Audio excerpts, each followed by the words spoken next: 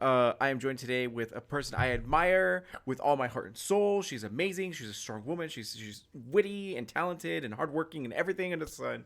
I am here with Yesenia, aka Miss Yesenia C. And thank you again for being here. Of course. Thank you so much for having me. Um, I'm really excited. It's a nice sunny day here in Seattle, Washington, and it's like almost 80 degrees, and I'm not dying of Yeah. allergies today, so that's nice. Yeah, in Arizona, it's actually like really breezy here as well. It's like it's good, you know. It's an oddly like nice day. I'm like suspicious of it, but it's all good. Yeah. So Sus immediately. yeah, right. Exactly. I was like, wait a second.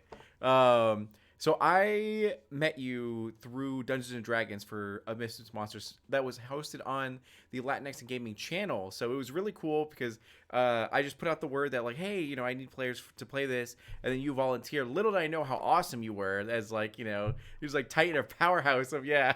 It was like so cool. So even though I know a lot about you, could you take a moment to actually introduce yourself, your brand, everything about you, and all that? Sure, yeah. So my name is Yesenia Cisneros, and I am originally from Queens, New York. So I've been living here in Seattle for about like 14, almost 14 years now. Yeah. So I've always been a gamer. Right now, I'm actually a producer at Brassline Entertainment. So Yeah. I've been in the games industry for about 11 years now, and I just love it. And Yeah. yeah, and on my free time, I like playing video games. I like roller skating or rollerblade dancing to Yeah. music around the house as I do chores, and just being nerdy, like playing D&D whenever possible with friends. Yeah. Yeah, exactly.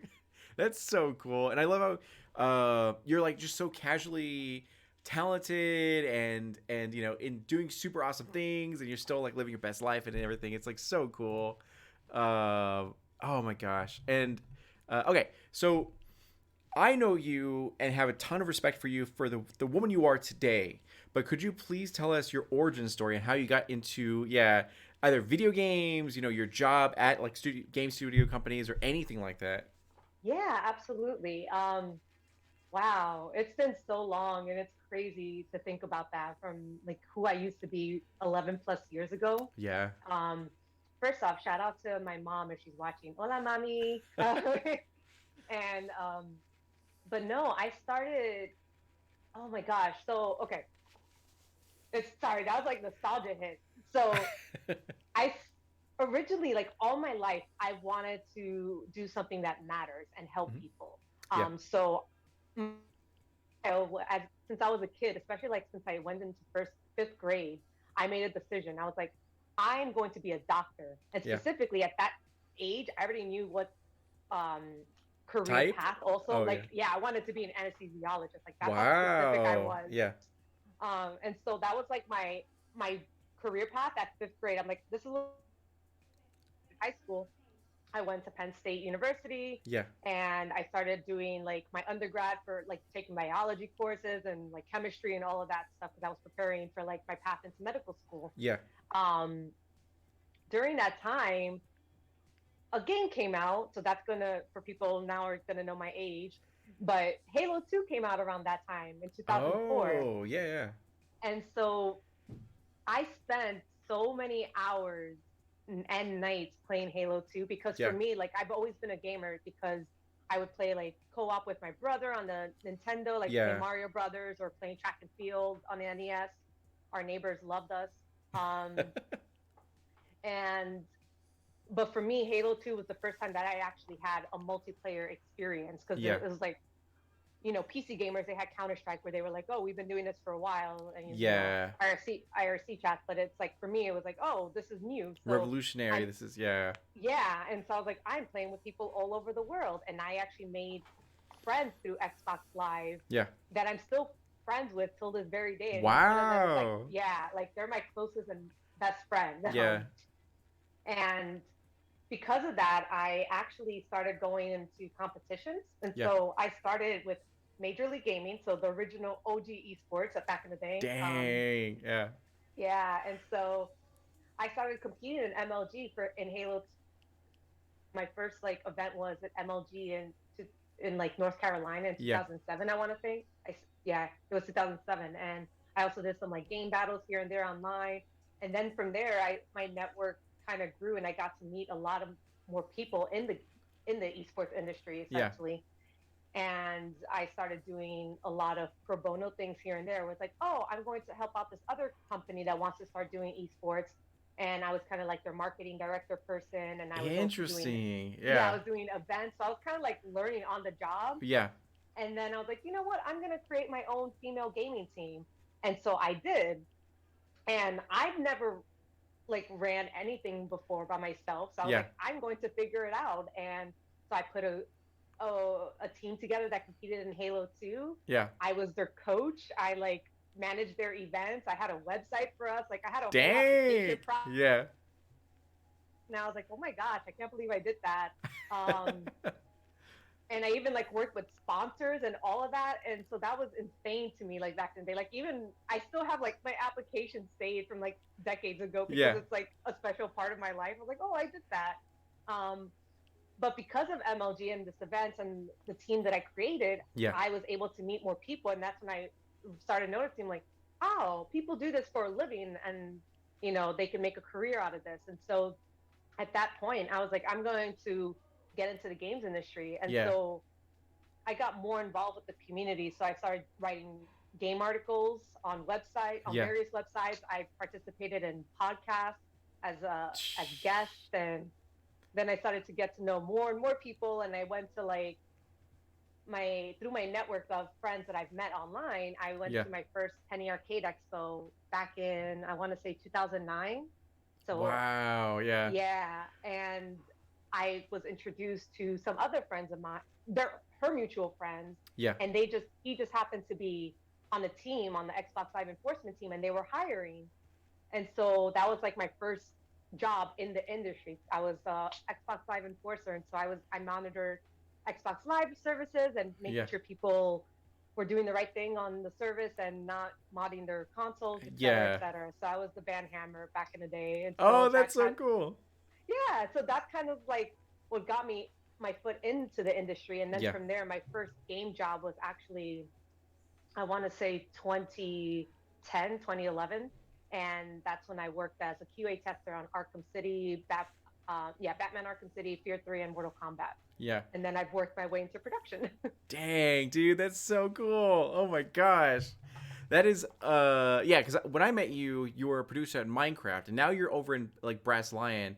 And from what you said, you know, loving it, and it's like such a cool environment and everything like that. So it's wild to hear like how many lives you've lived to be like, you know, this is my thing right now. I don't know how to do it, but I'm gonna make it work. And it's like it's so cool. It clearly shows like just how competent and how capable you are, you know, as a human being. Because oh my gosh, it's so wild. So Yeah. yeah, it's amazing. And I know. I've worn so many hats in the games industry. yeah, I've been a recruiter. I've done the Xbox Live enforcement. I've been a community manager, social media manager, like an admin, and now a producer. And so I've just done a lot of things because I've worked both on the indie side. That's where I started my first production role, was on yeah, a smaller indie studio where I got to wear many different hats and learn about it. And I've also worked on larger corporations. yeah, Really interesting to see everything. And now I'm back to like a smaller studio with Brass Lion Entertainment, which is freaking awesome, and I love it. But yeah, no, I've worn a lot of hats. And QA, when I was working on Batman, I was like, I really like problem solving. I really like figuring out how the yeah, game works and doing this. And then I remember asking one of the project managers, like, what can I do? Because even at that time, I still didn't know what I wanted to do in the yeah, industry. It's like I just wanted to work. And I asked him, like, hey, I like doing this. I like working on problem solving. I like QA, but I don't want to be a QA tester. What is something else I can do to kind of like, but I like managing people and figuring that, you know, how to run things. And he's yeah, like, oh, you should look into production. And ever since that, you know, I got into it. However, I will say, when I first told him about this, I remember him, I will never forget it. He's like, well, if you go in the QA path, it's gonna take you a long time to get to production, so yeah, producer role, if you go this. yeah. Okay, cool motivation talk. I know, Within right? the within a year, I got producer. So I was like, screw you. Yeah, sucks to suck. Yeah, that's Yeah. so good. Oh my gosh. Okay, so as a like creator, we can often find ourselves working beyond our limits and ultimately burning out. what are your own self-care techniques to ensure that you are maintaining, your mental health essentially? Yeah, absolutely.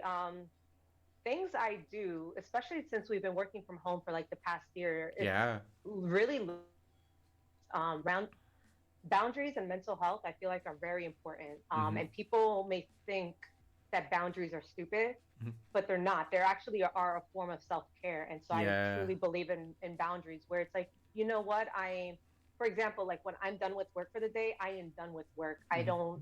I don't look at my Slack. I don't like Yeah. look at email. Like I completely cut off. And then if I want to not talk to any friends for the day, I do that. Yeah. I like, you know what? I'll talk to them when I'm available, but that's like a form of self care, where I just need a moment to myself. And then I Yeah. also go roller skating, as I mentioned earlier. That's my form of self care. And sometimes I just like to lay outside Yeah. in my yard and stare at the sky and like practice mindfulness. That Like sounds so mindfulness, nice. That's like so zen. it is like people I think I forgot about, but practicing mindfulness is like so important to mental health, where it's like Yeah. trying to be present in the now Mm-hmm. and like really figure out your surroundings because it like brings you peace. Because if not, you're just kind of all over the place and you're like Yeah. burning yourself out. It's so true, and I think that that's really important that you talk about that. And I'm glad that you're at a point in your life where you like had that self love and self respect. To be like, no, I need my own time to do things. I'm gonna come first for this moment. And make sure I'm taken care of, because I feel like.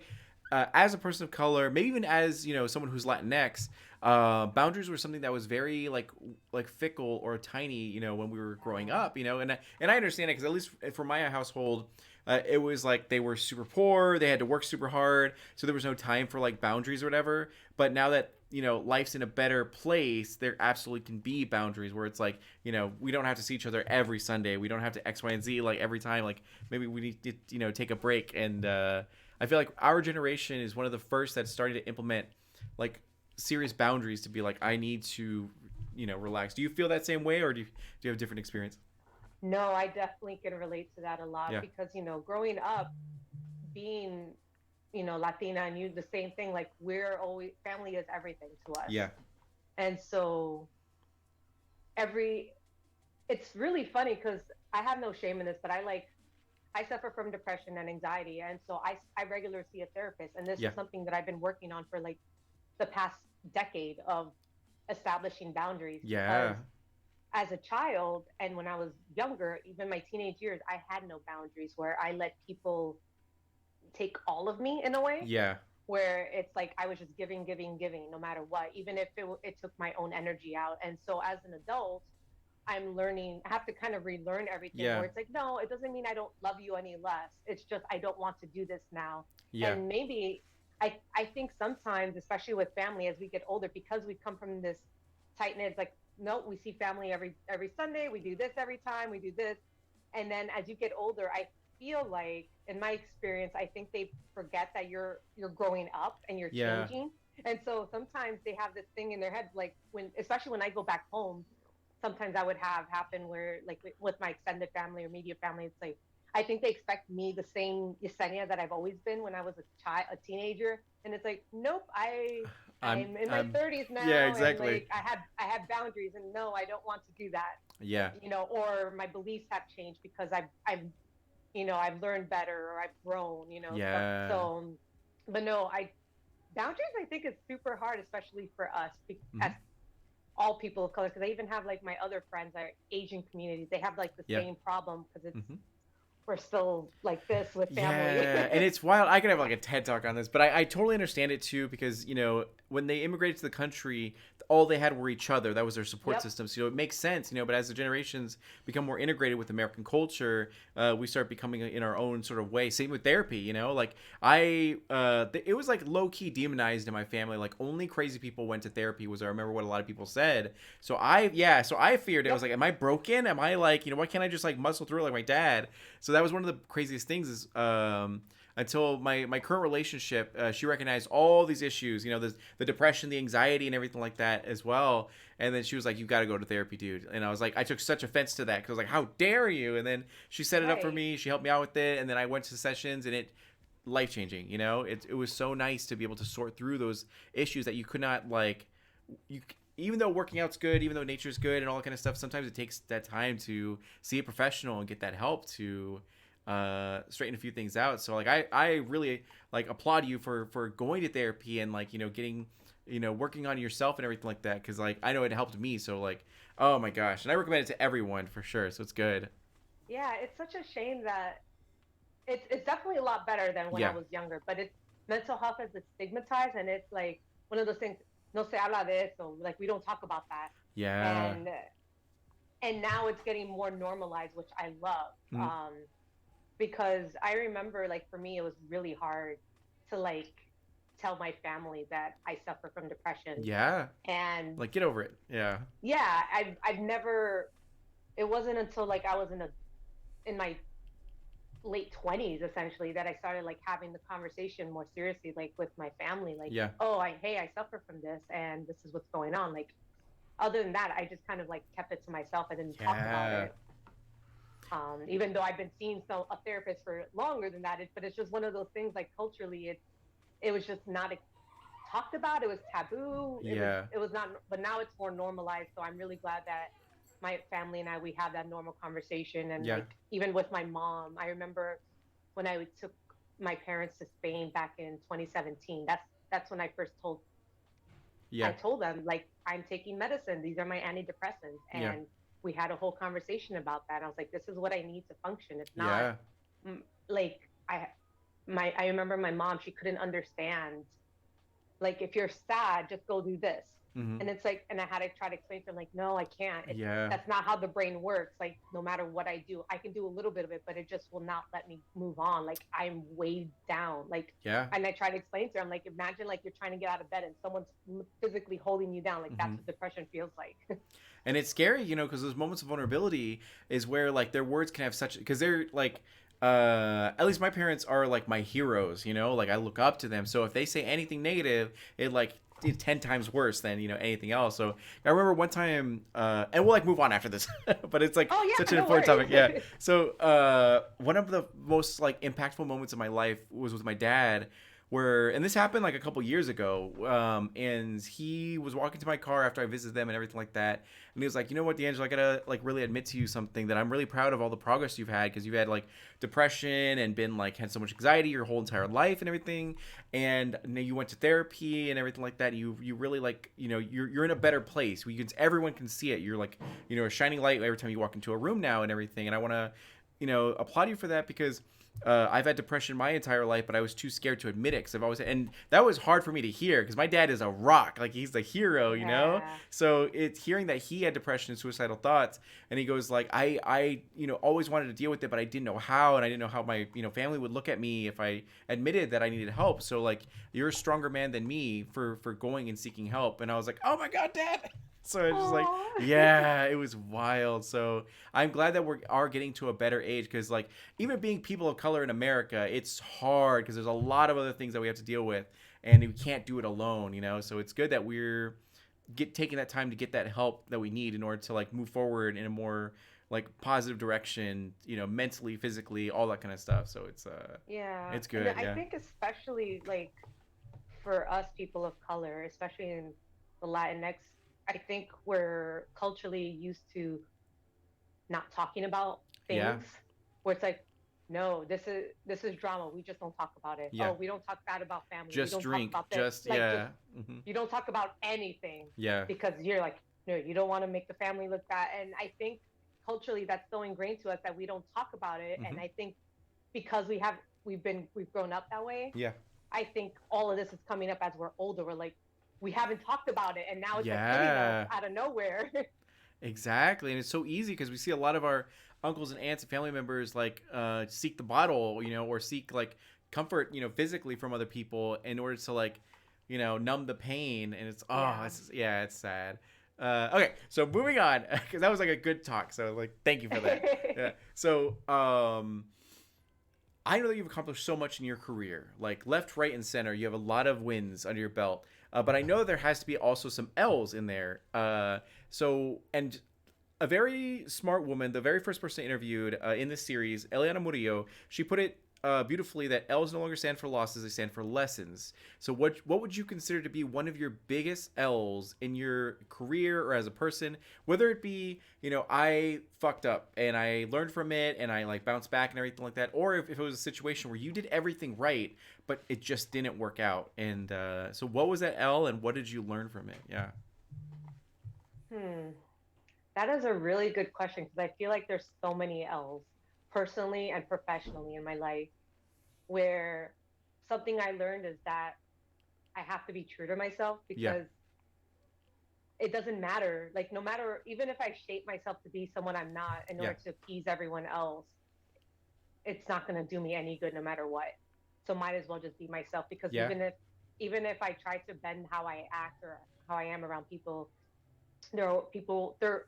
I think the L is that no matter what I do, there will be people that don't like me, and I just Yeah. have to like deal with that. So might as well just be my true self if that's the Yeah. case. Own yourself. Yeah. Yeah, because it's like I've always, and that goes back to boundaries where it's like I try to people please everyone. Hmm. Um, and so now I'm at this point where like I learn boundaries. It's like, oh nope, I can't people please everyone, and I just have to accept not everyone's going to like Yes. me. I am not going to be everyone's cup of tea, and that's okay. Yeah. Um, Another thing I wish I feel like it's changing now, but I wish I was stronger when I started in the games industry. Um, so because I started in MLG, that environment was very toxic. Mm-hmm. Because like we've come a long way, but also not very far at all since Yeah. over 10 years ago now. But in that industry, it was very more male dominated than Yeah. it is today. And so it was very toxic in terms of like everything, the language being used, Hmm. the things I had to do in order to fit in with Yeah. that crowd and be taken seriously. And that is stuff that I regret, just because sometimes I, yeah, you know about this, but I listened to like podcasts from back in the day Yeah. recently within the past few months, and I kind of cringe a little bit Yeah. because of the language I use and how I used to be, and I've come to terms with them. Like, okay, this is who I am, who I was, and Yeah. now this is who I am now, and because I've grown from it. But I wish I was stronger back then, and that's what I try to like be for people now entering the industry. Where it's like, no, we Yeah. have to hold the ground, and we have to like call out that behavior. Like that's not okay because I feel like I lost a bit of myself when I Hmm. first started in the industry, and like there's language that I use, especially in Halo. If anyone is a Halo shooter game, like Oh, you we know the all language I know. was used to. Yeah. Yeah. Exactly. And I use that language because I was like, well, the guys are doing it, so this is how I fit in, and they take me Yeah. seriously as a pro gamer, and this and that. And so I did it. So those are one of the things like I really wish I didn't do, but Yeah. I can relate on this like.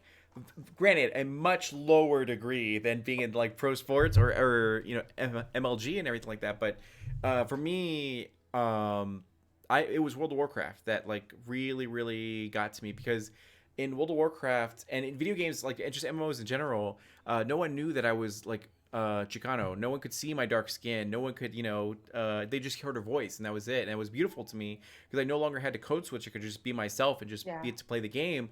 But it's just like you said, like I tried to hide my identity from them, and a lot of their low key and high key racism, would come out, and I would be there as a high schooler, just kind of being like not saying anything, and like it was hard, and I nowadays I don't put up with that shit. Like I shut it down immediately and everything like that. But I completely understand where you're coming from, about like being surrounded by that toxicity and having to just do whatever you had to survive and not get kicked out from this community you were so desperate to be a part of, and yeah, Yeah, so those are the big L's, I guess. It's yeah, like, and if I were like combine into one, it's like just be myself because no matter yeah, what, you're not gonna satisfy everyone. And if exactly, and if you're trying to like mold yourself for everyone, you're gonna drive yourself insane. yeah.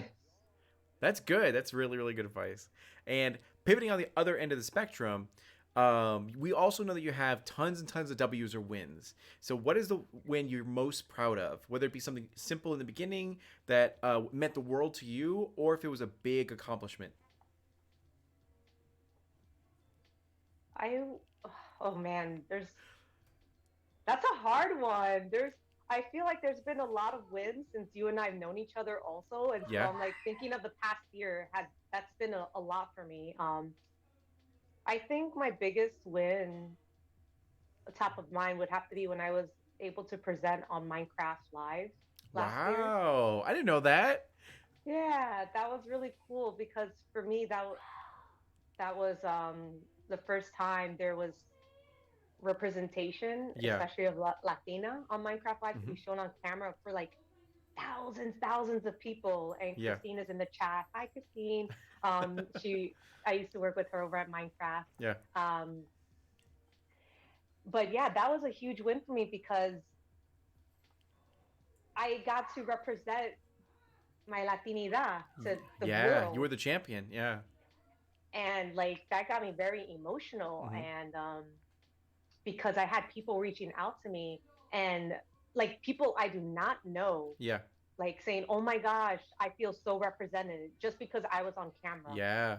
And so I had other Ecuadorians reach out to me, other Yesenias reach out to me, Hmm. and then I even had like people from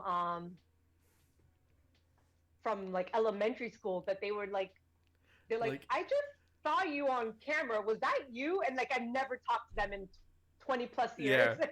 Dang. That's So it such a was just really cool. Yeah, that's so cool that you are now like the positive strong representation that's needed, in our community because Yeah. it's like, oh, it's so good. Oh my I god. also have one large other win that Go I for it. want Yeah. to is a it's when I got to present at Unidos 2020 with Latinx and gaming. Oh, yeah.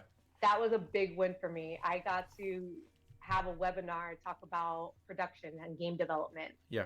And that's the first time I've ever done it in my life. And my previous boss, who's like amazing, and my mentor and my friend, like she helped. Oh my God bless her. But she like let me practice for like 6 hours with her. Um, but that was a big win for me because the Latinx in gaming is the first time I found a home in my community. Same. Yeah. And because of that webinar, I feel like that opened so many more doors for me that I've come to right now. And it's Yeah. just been it's been a snowball effect in the past Hmm. year. So those are like the two big things for me. Yeah, good people getting to connect together in like a safe environment is so good. Because it's the same thing for me. Like that's how I met you was through Latinx Gaming for their D&D thing. So like, and I would not have been a part of it had it not been for Unidos Online. And like, so it's funny how like small the world is and how one positive community can impact so many lives and everything. So it's shout out to Latinx Gaming. I know if it wasn't for Latinx and gaming, I don't know if I would have seen that Brass Lion was hiring. Yeah, right. Oh, it's so good. Oh my god.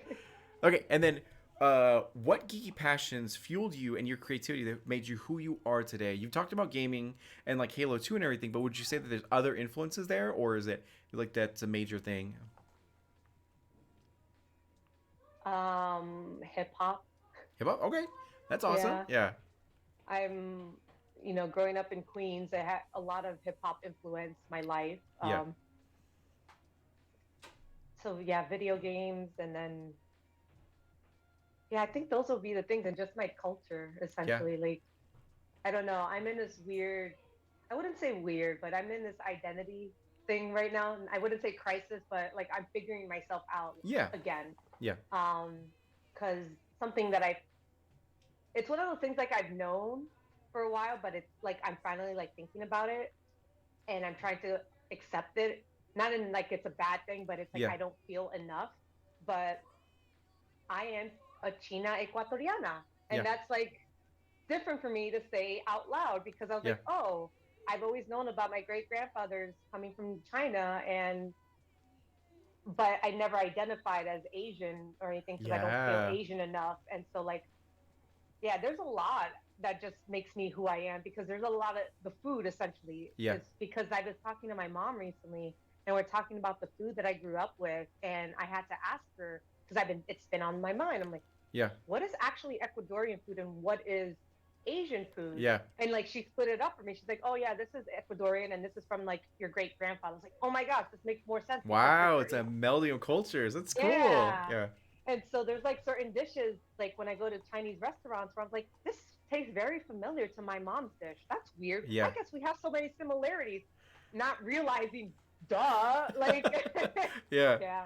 Oh, that's so cool. I feel the same way because like um I think it was last year or so. My sister did a like 21andMe where you got the breakdown of what your DNA showcases as, and for me, like obviously you can see my dark skin and everything like that. It was like almost 40% Native American, and that blew my mind because I was like, oh well, I'm Mexican, so it must be like Native Mexican. But then again, it's like Native American, like the actual continent, of America, and it's like, oh shit. So like looking back at the old tribes that were like my ancestors came from and everything was it's been a wild endeavor to see like their history and understand what they went through, because so I feel you there. So now I see things differently. Things hit differently for me when certain like social issues come up and all that. Because I always consider myself like Mexican American, but like to think of Native American in there, it's like, oh my god, that's my Yeah. people. Like it's wild. Yeah. Yeah, that's definitely been a thing for me recently, where I think for me it surfaced more because of the Asian hate crimes increasing Yeah. lately, Exactly. and so that's even been more in the forefront of my mind. I'm like, oh, okay, and so yeah, I've been spiraling. It's fine though. It's all good. We'll spiral for a little bit, and we'll have a breakdown, and then we'll bounce back up. It's fine. It's fine. Just Yeah. need chocolate. Yeah. So okay, perfect. So let's say you can go back in time to one of your lowest of lows. What would Yesenia of today talk to that Yesenia and say to her to make her feel better and to make her understand that like she can overcome these obstacles in her life that it seems so daunting to her? Like what is that piece of advice that you would give Oh her? man, that is deep. I didn't know this was gonna be a therapy Oh, just session. wait. It's yeah. Oh man,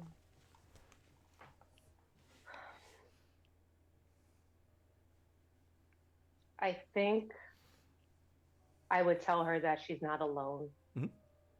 and that she's strong. Yeah. Oh, that's Yeah, good. yeah. So yeah, I would tell her that she's not alone. She's stronger than she thinks she is. Oh, that's good. It's so like simple and yet it has such an impact, because that's a lot of us, That's it's good stuff. And then where can we find you online?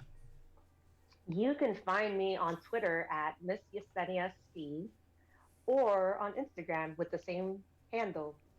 I don't stream on Twitch, but so don't look for But me you there, do but support look the for me on homies, Twitter. yeah. I do support the homies. Yeah. It's either you're supporting the homies if you log on Twitch or you're swinging the band hammer on if someone's like gets out of line. So it's like Yeah. it's a good mixture. And then, okay, so have you ever seen any of my other interviews? And it's I okay have if not. not. Okay, no worries. So at the end of every interview, I like to take a moment to be genuine and to be real with my guests and everything like that. Because the reason I asked you to be on this show was because I, D'Angelo Murillo, have immense respect for you. Like you inspire me to great lengths. Like you have no idea, but you're a hero in my eyes. So I just want to take a moment to let you know that you are wonderful in every single way, from the very bottom of your feet to the very tip top of your head. And you are valid and you are worthy. You have accomplished so much in your life. You're talking about the anxiety, talking about the depression, and like the hardships of being a brown woman in America and everything like that. Like you've overcome so much, and I see it and I recognize it, and I appreciate you wholeheartedly for not only being this community but just being alive and like taking on every day and all those challenges that come with it and everything. So thank you, Yesenia, for being who you are and everything you've done, because you inspire myself and countless others. So Oh, thank you. That made me cry. As and the special words of Walter Mercado, gracias y mucho mucho amor. yeah, there you go. Perfect. So I want to thank you guys so much for being here. I really appreciate it. Make sure to follow Yesenia on all social media handles. She's a powerful woman and gonna like destroy every event she comes into and make it really really awesome. So check her out, and we will see you guys later. Bye. Bye.